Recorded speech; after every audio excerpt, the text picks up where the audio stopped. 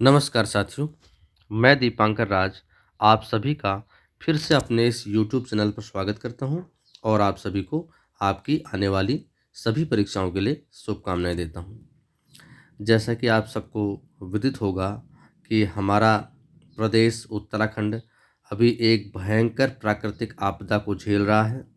आप सभी ने सुना होगा, आप सभी जानते होंगे कि चमोली जनपद में भयानक हादसा हमारे सामने आया है। ठीक है। और वहाँ जल प्रलय के कारण भारी तबाही हुई है। ठीक है। और ग्लेशियर टूटने से भयंकर जल प्रलय आया है और भारी तबाही उत्तराखंड के चमोली जनपद में हुई है। ठीक है। तो आज हम इसी आपदा पर इस वीडियो पर चर्चा करेंगे। आप इस तस्वीर में देख सकते हैं एक उसी हादसे की भयंकर जल प्रलय की एक तस्वीर आप देख सकते हैं। ठीक है। ये देखिए, आज हम इसी घटना पर इस वीडियो में चर्चा करेंगे। ठीक है, आगे चलते हैं। हाँ, ये देखिए, उत्तराखंड के चमोली जनपद में ग्लेशियर टूटने से आया जल प्रलय। जल प्रलय के कारण ऋषिगंगा घाटी में जान माल की क्षति। ऋषिगंगा पावर प्रोजेक्ट ध्वस्त। ठीक है। तो ऋषिगंगा एक तो ऋषिगंगा अलकनंदा नदी की सहायक नदी के रूप में जानी जाती है। ठीक है। ये सभी नदियां भागीरथी से मिलती हैं, बाद में गंगा से मिल जाती हैं। ठीक है। तो ये ऐसा कहना सही होगा कि ये सभी छोटी छोटी नदियां गंगा की सहायक नदियां हैं। ठीक है। इसी ऋषिगंगा पावर प्रोजेक्ट जो कि ध्वस्त हो चुका है चमोली हादसे में, उसी पर हम चर्चा करेंगे। देखिए, उत्तराखंड में ग्लेशियर टूटने से ऋषिगंगा नदी पर 13.2 मेगावाट की एक छोटी पनबिजली परियोजना बह गई है।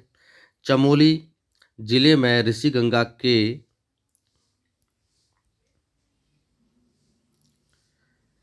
उत्तरी क्षेत्र में ग्लेशियर टूटने से भारी तबाही हुई।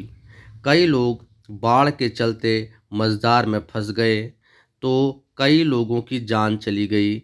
बाढ़ की वजह से जब धौलीगंगा घाटी और अलकनंदा क्षेत्र में नदी ने विकराल रूप धारण किया, तो ऋषिगंगा और धौलीगंगा के संगम पर स्थित रैणी गांव के करीब एक प्राइवेट कंपनी की ऋषिगंगा बिजली परियोजना, ऋषिगंगा पावर प्रोजेक्ट जिसे कहते हैं, को भारी नुकसान पहुंचा है।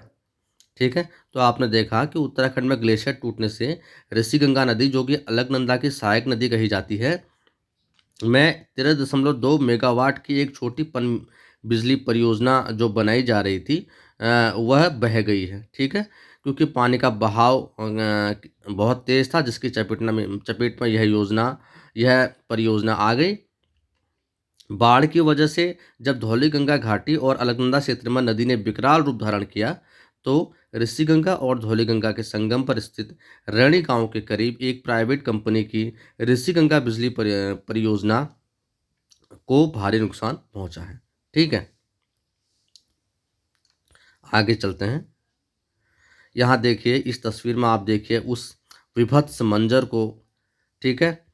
उम, उस भयावह दृश्य को आप देखिए। जब ये देखिए, ये ऋषिगंगा है जो कि अपने आसपास के क्षेत्र को बिल्कुल अ, अपने चपेट में लेते हुए, ठीक है, बाढ़ का पानी देखो बिल्कुल एक दलदली क्षेत्र में परिवर्तित हो चुकी है और तीव्र वेग से यह नदी आगे चल रही है और अपने मार्ग में आने वाले सभी वस्तुओं को, जितने भी मार्ग में जो अवरोध हैं उनको बिल्कुल हटाते हुए चल रही है। ठीक है। एक भयावह दृश्य आप इसकी कल्पना कर सकते हैं, आप इस तस्वीर में देख सकते हैं। ठीक है। ये देखिए, आगे चलते हैं। हाँ, अब देखते हैं इस घटना के बारे में। यह रविवार के दिन की घटना है। ठीक है। रविवार का दिन यानी दिनांक 7/2/2021 की यह घटना है। ठीक है, 7/2/2021 रविवार के दिन की यह घटना है। इस दिन क्या हुआ था देखते हैं। उत्तराखंड के चमोली जिले में रविवार को नंदा देवी ग्लेशियर का एक हिस्सा टूट जाने के कारण ऋषिगंगा घाटी में अचानक विकराल बाढ़ आ गई। हालांकि ऋषिगंगा में आई जल प्रलय का वेग अलकनंदा नदी में आते आते थम गया। इस कारण नदी तट पर बसे शहरों और कस्बे इसके प्रकोप से बच गए। ठीक है, तो उत्तराखंड के चमोली जिले में रविवार यानी दिनांक 7/2/2021 को नंदा देवी ग्लेशियर का एक हिस्सा टूट जाने के कारण ऋषिगंगा घाटी में अचानक विकराल बाढ़ आ गई। हालांकि ऋषिगंगा में आई जल प्रलय का वेग अलकनंदा नदी में आते आते थम गया। इस कारण नदी तट पर बसे शहरों और कस्बे इसके प्रकोप से बच गए। ठीक है, आगे चलते हैं। यहाँ एक और तस्वीर को आप देखिए जिसमें देखिए पानी तीव्र वेग से आ रहा है पीछे से, और रास्ते में जो ऋषिगंगा पावर प्रोजेक्ट परियोजना है उसके चपेट में आती हुई। ठीक है, आप इस तस्वीर को देख सकते हैं, 2 दिन पहले की घटना है। ठीक है, यहाँ आप इस तस्वीर में पानी के तीव्र वेग को देख सकते हैं, और यहाँ पर ये ऋषिगंगा पावर प्रोजेक्ट इसके चपेट में आता हुआ आप देख सकते हैं। ठीक है, एक भयावह दृश्य। आगे चलते हैं। हाँ, अब देखते हैं घटनाक्रम क्या था।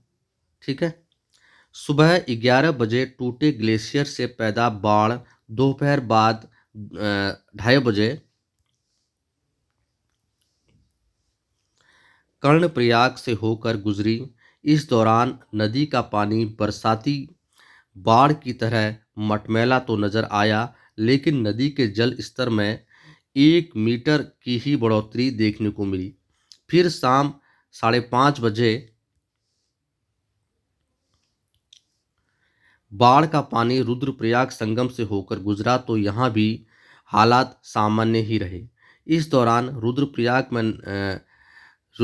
में नदी नदी का जल स्तर 80 सेमी ही बढ़ा हुआ मिला।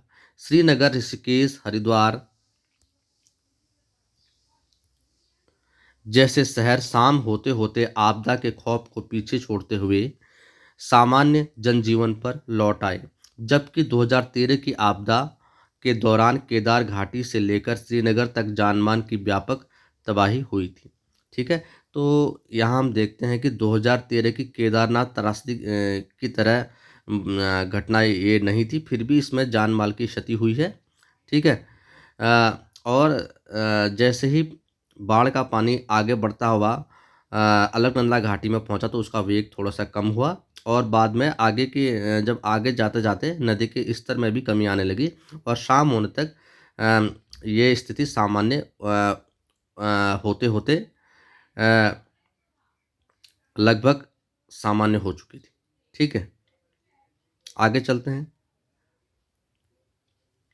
देखिए यहाँ एक और तस्वीर को देख सकते हैं आप, इसमें एक नदी के वेग को देख सकते हैं ऋषिगंगा घाटी में। देखिए आप ये।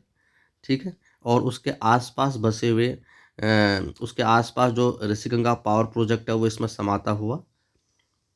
ठीक है, आप इस तस्वीर में देख सकते हैं। ये देखिए भयानक तस्वीर जल प्रलय की। ठीक है, आगे चलते हैं। अब देखते हैं कि जो ये ऋषिगंगा प्रोजेक्ट की बात हो रही है कि ऋषिगंगा प्रोजेक्ट ध्वस्त हो चुका, ये है क्या आखिर, इसके बारे में हम चर्चा करेंगे।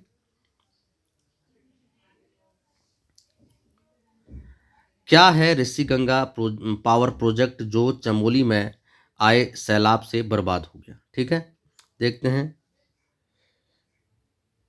यह यह कोई सरकारी नहीं बल्कि प्राइवेट सेक्टर की परियोजना है जो विवादों में रही है। पहले इस प्रोजेक्ट का जमकर विरोध हुआ था। पर्यावरण की सुरक्षा के लिए काम करने वाले सामाजिक कार्यकर्ताओं ने इस प्रोजेक्ट को बंद कराने के लिए कोर्ट का दरवाजा तक खटखटाया था, लेकिन ऐसा नहीं हो सका था।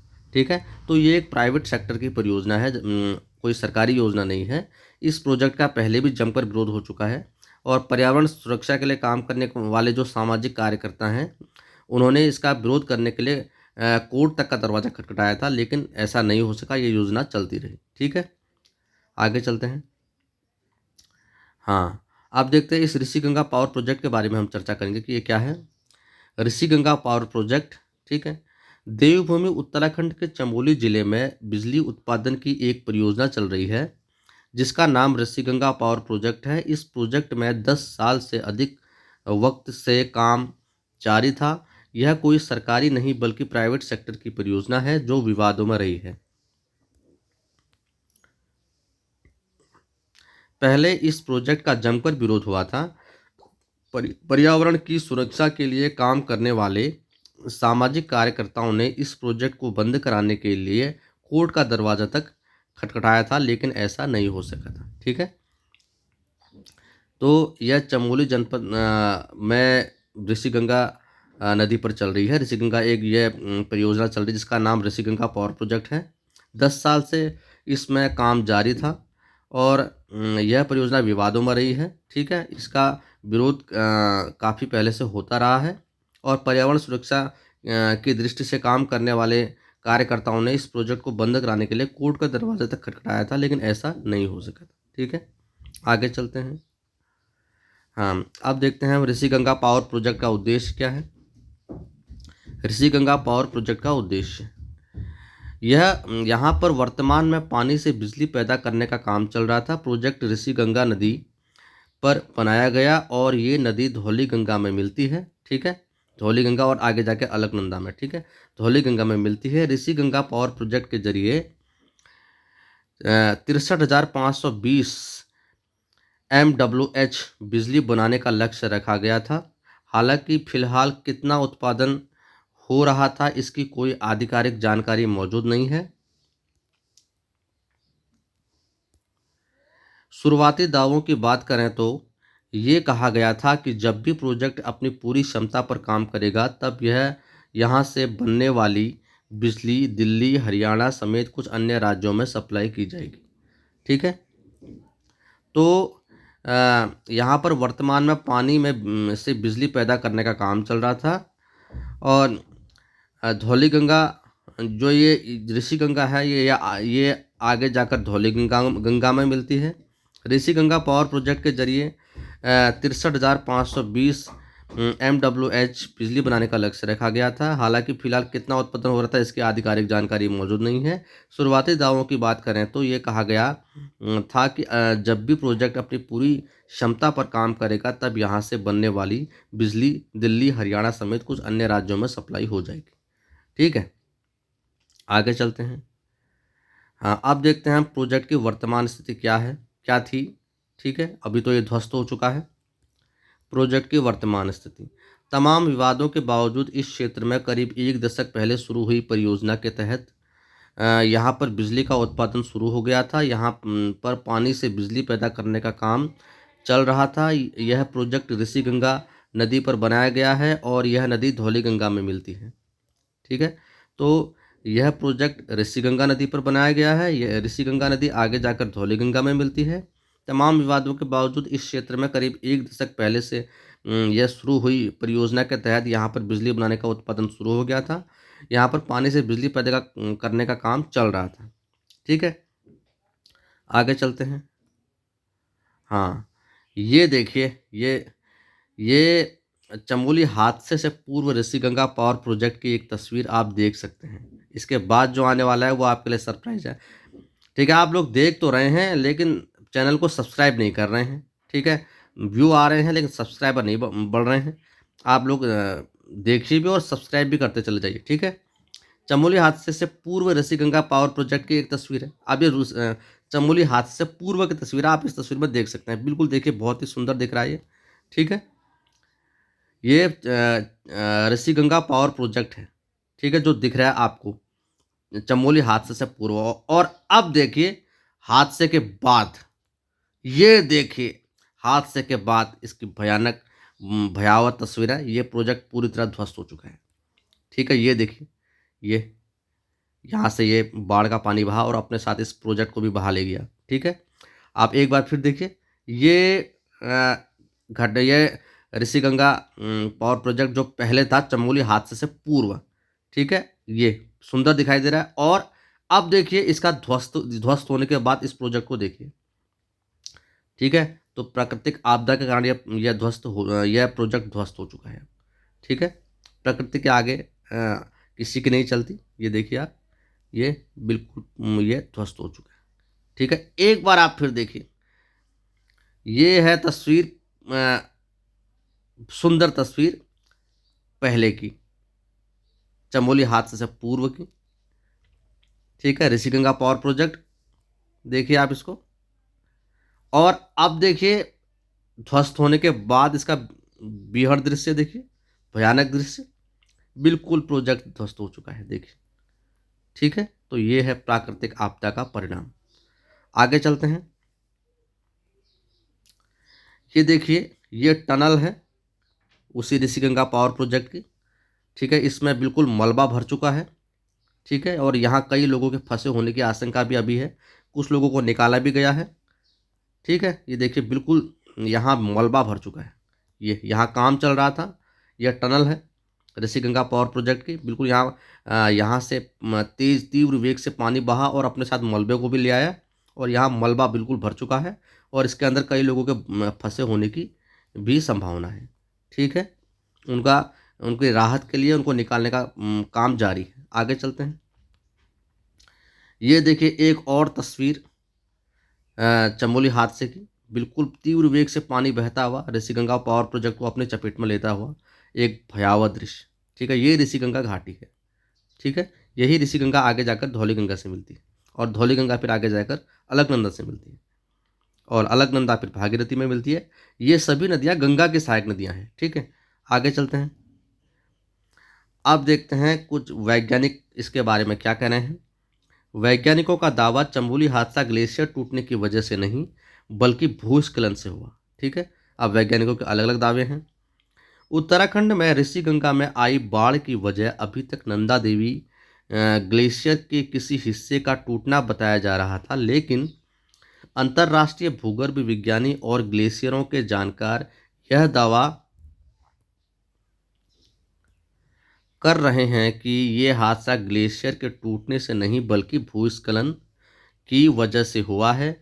आइए जानते हैं कि आखिरकार ये वैज्ञानिक चमोली में हुए हादसे को लेकर क्या दावा कर रहे हैं। ठीक है, तो वैज्ञानिकों के अलग अलग दावे होते हैं। वैज्ञानिक ये दावा कर रहे हैं कि ये घटना ग्लेशियर टूटने की वजह से नहीं बल्कि भूस्खलन से हुई है। देखते हैं आगे इसके पीछे क्या तथ्य है।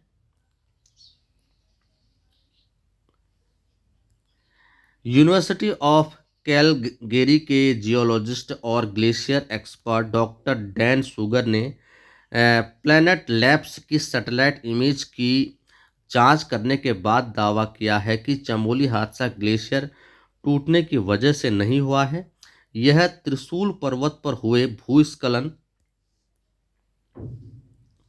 की वजह से नीचे ग्लेशियर पर दबाव बना है। ठीक है, तो जो यूनिवर्सिटी ऑफ कैलगरी के जियोलॉजिस्ट हैं और ग्लेशियर एक्सपर्ट हैं डॉक्टर डैन सुगर, उन्होंने प्लैनेट्स लैब्स यानी जो सैटेलाइट्स के जरिए क्या बोलते हैं स्लाइड जो तैयार की जाती है, सैटेलाइट्स के जरिए तस्वीरें ली जाती हैं, उन तस्वीरों को देखने के बाद ये दावा किया है कि चमोली हादसा ग्लेशियर टूटने की वजह से नहीं हुआ है बल्कि त्रिशूल पर्वत पर भूस्खलन की वजह से दबाव बनने के कारण हुआ है। ठीक है, अलग अलग दावे वैज्ञानिकों के होते हैं। आगे चलते हैं। ठीक है, यहाँ पर देखिए ये कुछ सैटेलाइट की तस्वीरें जो आई हैं उनको वो दी गई हैं। ठीक है, चमोली हादसा ग्लेशियर टूटने से नहीं इस वजह से हुआ, सैटेलाइट तस्वीरों में खुलासा। देखिए ये कुछ सैटेलाइट द्वारा ली गई तस्वीरें हैं जो कि त्रिशूल पर्वत पर बने दबाव को दिखाती हैं। ठीक है, ये देखिए जो कि जिसके बारे में डॉक्टर डैन सुगर दावा कर रहे हैं।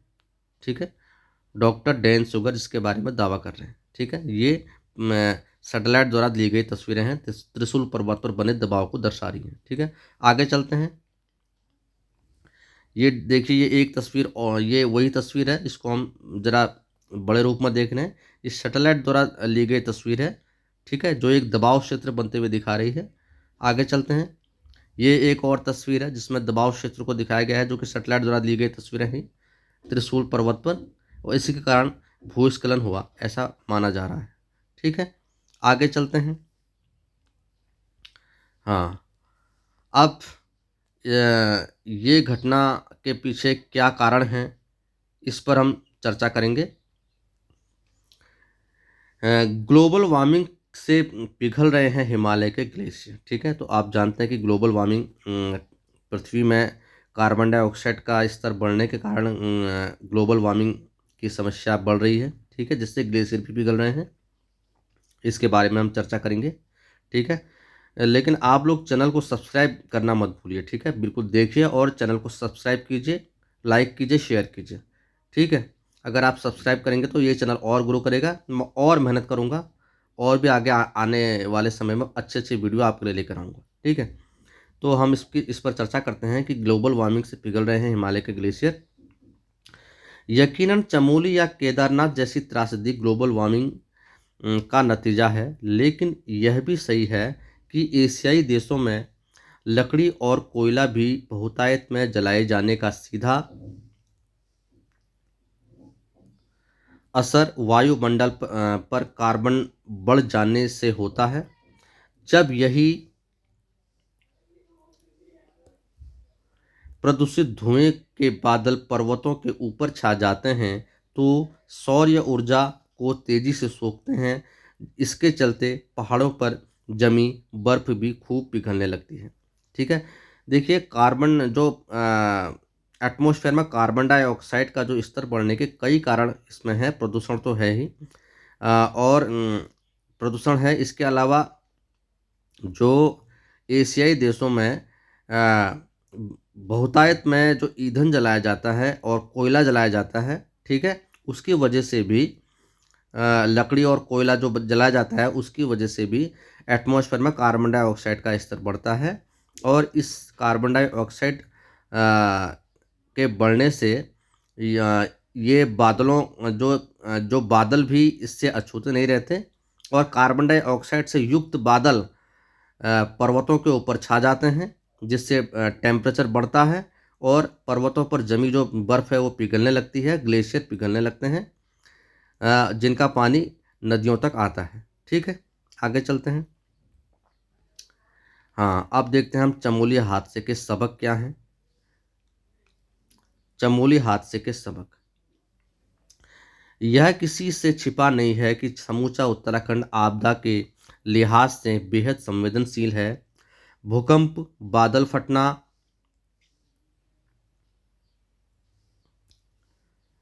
भूस्खलन, ग्लेशियरों का दरकना, बाढ़ जैसी प्राकृतिक आपदाओं का उत्तराखंड से चोली दामन का साथ है। आपदाओं के कारण क्या रहे, यह भले ही शोध अनुसंधान का विषय हो, मगर नियमित अंतराल में आपदाओं से राज्य को जानमाल की हानि उठानी पड़ रही है। ऐसे में जरूरी है कि प्रत्येक आपदा से सबक लेकर भविष्य के लिए रणनीति तय की जाए। ठीक है, तो आपने देखा कि जो ये चमोली हादसा है, इसके पीछे कई कारण हो सकते हैं, और समूचा उत्तराखंड आपदा के लिहाज से बेहद संवेदनशील है। भूकंप, बादल फटना, भूस्खलन, ग्लेशियरों का दरकना और बाढ़ जैसी प्राकृतिक आपदाओं का उत्तराखंड से चोली दामन का साथ है। ये समस्याएं, ये आपदाएं उत्तराखंड में आती रहती हैं, तो इससे बचाव के लिए एक कुशल रणनीति की आवश्यकता है। हमारे विशेषज्ञ, हमारे राजनीतिज्ञ, इनको ये प्रयास करना चाहिए कि ऐसी परियोजनाओं का निर्माण ना हो जो कि ग्लेशियर्स के रास्ते में आते हैं और ऊंचाई पर हैं, जिससे कि भविष्य में कोई दुर्घटना की संभावना ना हो, और इनके निर्माण में बिल्कुल मानकों का ध्यान रखा जाए, और प्रदूषण जो समस्या बढ़ रही है, जिसकी वजह से ग्लोबल वार्मिंग की समस्या बढ़ रही है, तो प्रदूषण को कम करने के लिए भी काम किए जाएं। ठीक है, तो ये थी चमोली हादसे से संबंधित छोटी सी जानकारी, इससे संबंधित मैं और वीडियोज़ भी आपके सामने लेकर आऊँगा। और जब तक ये 2 दिन पहले के आंकड़े हैं, जिसमें लगभग 170 लोगों के हताहत होने की संभावना थी, लेकिन अब यह आंकड़ा बढ़ चुका है। लगभग 200 के पास, 200 से 250 के बीच में लोगों के लापता होने की इसमें संभावना बताई जा रही है। और राहत और बचाव कार्य जारी है। हमारी एनडीआरएफ और एसडीआरएफ की टीमें और आईटीबीपी के जवान बिल्कुल बचाव कार्य में संलग्न हैं, जो कि बधाई के पात्र हैं। ठीक है, तो आप इस वीडियो को देखिए और देखिए यहाँ पर ये देखिए 2 दिन पहले के आंकड़े हैं, जिसमें 170 लोगों के हताहत होने की खबर है, लेकिन अब यह आंकड़ा बिल्कुल बढ़ गया है। 200 से 250 के बीच ये आंकड़ा बताया जा रहा है, उससे भी अधिक हो सकता है। ठीक है, तो आप इस वीडियो को देखिए वो टनल जिसमें लोग फंसे हुए थे, उनको निकालने का, कुछ लोगों को निकाला गया है, कुछ लोगों का निकालने का काम जारी है। 10 शव इससे बरामद हो चुके हैं। ये 2 दिन पहले के आंकड़े हैं, अभी ये आंकड़े और बढ़ सकते हैं। ठीक है, ये देखिए ऋषिगंगा पावर प्रोजेक्ट जो कि अब ध्वस्त हो चुका है, और ये घटना से पूर्व की तस्वीर जो पहले थी। ठीक है, कितना सुंदर ये दृश्य दिख रहा है, और अब ये बिल्कुल ध्वस्त हो चुका है। ठीक है, ये घटना से पूर्व की तस्वीर। ठीक है, वर्तमान स्थिति क्या है हमने देखी। इसका उद्देश्य क्या है? बिजली पैदा करना तो है ही इसका उद्देश्य। ठीक है, ऋषिगंगा पावर प्रोजेक्ट के बारे में हमने देखा, और ये किस तरीके से ये घटना हुई। ये एक दृश्य इसका जल प्रलय का दृश्य देखो, घाटी में किस तरह जल सैलाब, जल प्रलय आ रहा है। आप इस देखिए भयानक दृश्य, और ये घटनाक्रम किस तरीके से हुआ हमने देखा। और ये एक और तस्वीर जिसमें ऋषिगंगा पावर प्रोजेक्ट ध्वस्त होते हुए, और ये रविवार के दिन की घटना है, 7/2/2021 की। एक और तस्वीर को देखिए आप, इसमें जल प्रलय किस तरह दिखाई दे रहा है। ये पानी बहता हुआ अपने साथ में मलबे को भी ले जाता हुआ। और ये देखिए इसकी कवर स्टोरी, उत्तराखंड के चमोली जनपद में ग्लेशियर टूटने से आए जल प्रलय के कारण ऋषिगंगा घाटी में जानमाल की क्षति, ऋषिगंगा पावर प्रोजेक्ट ध्वस्त। ठीक है, ये हमने देखा। तो मुझे उम्मीद है कि ये जानकारी आपको अच्छी लगी होगी। ठीक है, अगर ये वीडियो आपको कैसा लगा आप कमेंट सेक्शन में बताइए, और अगर ये वीडियो आपको अच्छा लगा तो इसे लाइक कीजिए, शेयर कीजिए, मेरे चैनल को सब्सक्राइब कीजिए, ताकि मैं जो भी वीडियो अपलोड करूँ वो आप तक तुरंत पहुँचे। देखिए आप लोग सब्सक्राइब नहीं कर रहे हैं, सब्सक्राइब करने में इतनी कंजूसी दिखा रहे हैं। अगर आप लोग सब्सक्राइब करेंगे तो मेरा भी हौसला बढ़ेगा, मैं और ऐसी चीज़ें आपके सामने लेकर आऊँगा, यूकेपीएससी, यूकेएसएससी से संबंधित चीज़ें। ठीक है, तो आगे आने वाले वीडियोज़ में मैं करंट अफेयर्स पर और फोकस करने वाला हूँ, और हर सब्जेक्ट पर, चाहे वो हिस्ट्री का हो, ज्योग्राफी का हो, पॉलिटी का हो, साइंस का हो, मैं सभी पर फोकस करूँगा। ठीक है, आप मेरा हौसला बढ़ाइए, मेरे चैनल को लाइक कीजिए, शेयर कीजिए, और सब्सक्राइब कीजिए। ठीक है, ताकि मैं जो भी वीडियो अपलोड करूँ वो आप तक तुरंत पहुँचे। ठीक, बाकी की जानकारी मैं आपको अगली वीडियो में दूंगा।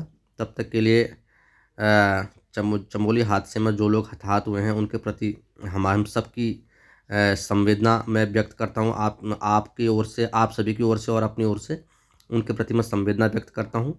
और हमारे राजनीतिज्ञों का और एनडीआरएफ, एसडीआरएफ की टीम जो कि, और आईटीबीपी के जवान जो कि बचाव कार्य में लगे हुए हैं, उन सब के प्रति मैं सम्मान भाव प्रकट करता हूं।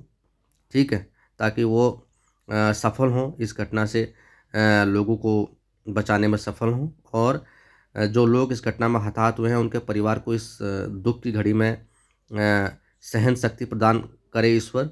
ठीक है, इन्हीं शुभकामनाओं के साथ में बहुत बहुत धन्यवाद आपका। बाकी की जानकारी मैं आपको अगली वीडियो में दूंगा। बहुत बहुत धन्यवाद।